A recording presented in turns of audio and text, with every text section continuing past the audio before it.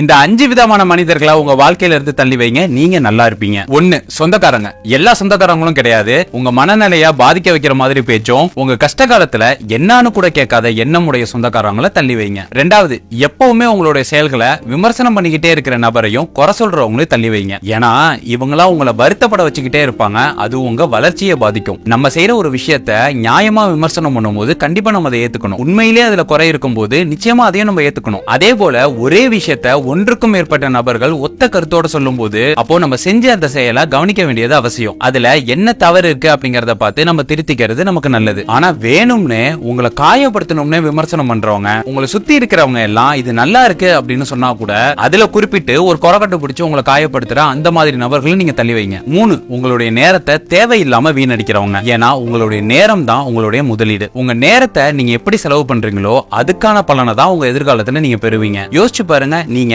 எதுல உங்க நேரத்தை அதிகமா செலவு பண்றீங்களோ அதுலதான் நீங்க பெரிய ஆளா இருப்பீங்க. உதாரணத்துக்கு நீங்க உங்களுடைய நேரத்தை உடல் உழைப்புல போட்டீங்கன்னா, ஜிம்முக்கு போறீங்க அப்படின்னா நல்ல பாடி பில்டர் ஆகலாம். அதே உங்களுடைய நேரத்தை நீங்க ஒரு படிப்புல போட்டீங்க அப்படின்னா நல்ல படிப்பாளி ஆகலாம். கேம்ஸ், பிசினஸ், படிப்பு, வேலை அப்படின்னு உங்க நேரத்தை நீங்க எதுல அதிகமா செலவு பண்றீங்களோ அதுக்கான பலனை நீங்க அடைவீங்க. அப்படிப்பட்ட விலைமதிப்பு இல்லாத இந்த நேரத்தை தேவையில்லாம வீணடிக்கிறவங்க. சரி, எது வீணடிக்கிறது? ஏன்னா உங்ககிட்ட ஒருத்தர் நிறைய விஷயங்களை பேசுவாங்க. அதுல எது தேவையில்லாதது அப்படிங்கறத நீங்க எப்படி முடிவு பண்ணலாம்? சிம்பிள். அவங்க பேசுற விஷயம் உங்க வாழ்க்கைக்கு அல்லது உங்க தொழிலுக்கு அல்லது உங்க அறிவுக்கு கொஞ்சமும் பயன் இல்லாம இருக்குது அப்படின்னா அவங்க உங்க நேரத்தை வீணடிச்சிட்டு இருக்காங்கன்னு அர்த்தம். இந்த மாதிரி ஆட்களை தள்ளி வச்சிருங்க. 4. உறுதிப்படுத்தப்படாத தகவல்களை பேசுறவங்க, நம்புறவங்க. அவன் இதனாலதான் அதை பேசியிருப்பான், அவ அங்கதான் போயிட்டு வரா, இந்த விஷயத்த ஒரு நம்பிக்கையான ஆள் தாங்க சொன்னுச்சு, இப்படி யாரோ சொல்றதை கேட்டு யூகத்துல பேசுறவங்கள, புரணி பேசுறவங்கள தள்ளி வைங்க. இந்த மாதிரி காசிப் பேசுறது அப்படிங்கிறது பேசுறவங்களுக்கும் சரி கேட்கிறவங்களுக்கும் சரி சுவாரஸ்யமா தான் இருக்கும். ஆனா ஒரு குறிப்பிட்ட அளவுக்கு மேல போகும்போது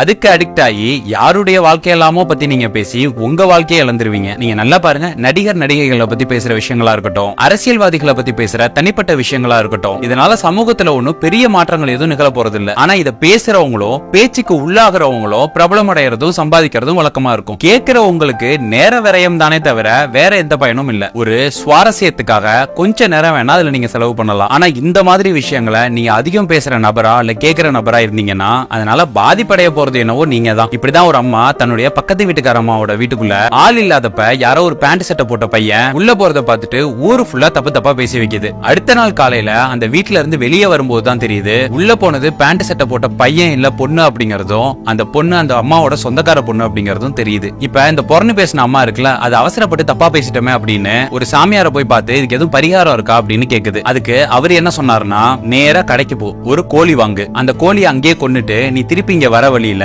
அந்த கோழியோட இறகெல்லாம் பிச்சு போட்டுக்கிட்டே வா. இந்த மாதிரி வர வழி பூரா அந்த கோழியோட இறக பிச்சு போட்டுக்கிட்டே வா அப்படின்னு அந்த சாமியார் சொன்னதும் அவர் ஏன் அப்படி சொல்றாருங்கிறது புரியாம அந்த அம்மாவும் கோழியை வாங்கி கொன்னு வர வழியெல்லாம் இறகெல்லாம் பிச்சு போட்டுக்கிட்டே வருது. அந்த அம்மா சாமியார வந்து அடைஞ்சதும் சாமியார் அந்த அம்மாவை பார்த்து, நீ பிச்சு போட்டுக்கிட்டே வந்தல்ல, அந்த இறகெல்லாம் திருப்பி போய் எடுத்துட்டு வா அப்படிங்கிறாரு. ஆனா அந்த அம்மா போய் பார்த்தப்ப எல்லா இறகும் காத்துல பறந்து போயிருந்துச்சு, ஒரு 3 நாளை தவிர. அந்த 3-4 இறகையும் எடுத்துட்டு வந்து திருப்பி அந்த சாமியார பாக்குது. அப்போ அந்த சாமியார் சொன்னாராம், இப்படிதான் நீ பேசுனதும் சில விஷயங்களை கொட்டிடலாம், ஆனா திரும்பி அள்ள முடியாது அப்படின்னாராம். ஒருவரை பத்தின தவறான செய்தியை பரப்புறது ஈஸி, ஆனா அதை மாத்துறது கஷ்டம். ஏன்னா தவறான செய்தியை பரப்புறப்ப மக்கள் ஆர்வமா அதை பாக்குறாங்க. ஆனா அதுக்கு மறுப்பு செய்தி வரப்பையோ இல்ல அது தவறுன்னு வரப்பையோ அதை மக்கள் ஆர்வமா பாக்குறது இல்ல. அதனால அது தவறு இல்ல அப்படிங்கிற அந்த செய்தியும் மக்களுக்கும் போய் சேர்றது இல்ல. அதனால இப்படி ஒருத்தரை பத்தி தப்பா பேசுறது திரும்ப பெற முடியாத மிகப்பெரிய பாவம் அப்படிங்கிறாங்க. இப்படிப்பட்ட நபர்களை உங்க பக்கத்துல வச்சுக்காம தள்ளி வைக்கிறது நல்லது. 5. அதிகமா போய் பேசுறவங்க. பொய் பேசாத ஆளே இருக்க மாட்டாங்க, ஆனா வாயை திறந்தாலே போய் அப்படிங்கிற ஆளை தள்ளி வைங்க. ஏன்னா இந்த மாதிரி ஆட்களோட நீங்க பழகிறதுனால